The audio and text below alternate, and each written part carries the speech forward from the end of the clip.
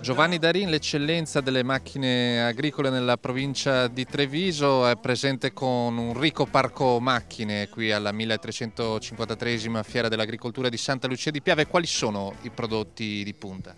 Sicuramente l'atomizzatore con il recupero per quel che riguarda la viticoltura, la nuova trasmissione a variazione continua di classe per quel che riguarda il trattore e l'Axion 800, che è il trattore che sarà premiato come trattore dell'anno 2014, prodotto da Claas. Darin, concessionario autorizzato Claas, un marchio che fa dell'innovazione il suo punto di forza e con una peculiarità meccanica in particolare. Lei ha detto bene, Claas fa dell'innovazione il punto forte della sua azienda.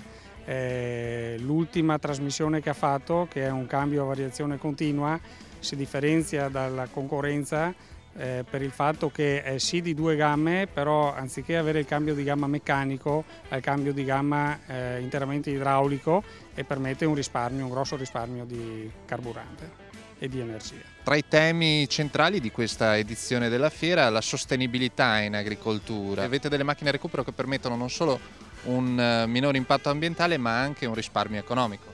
Sicuramente viene calcolato che un atomizzatore con il recupero può risparmiare nell'arco dell'annata dal 30 al 40% di prodotto chimico, quindi c'è un grosso risparmio economico nell'arco dell'annata. A seconda della dimensione dell'azienda, una macchina che non costa poco, perché può viaggiare sull'ordine un 2000 litri di 40-45 mila euro, però con un'azienda di dimensioni che possono essere dai 25 ai 30 ettari può essere pagata in 2-3 anni.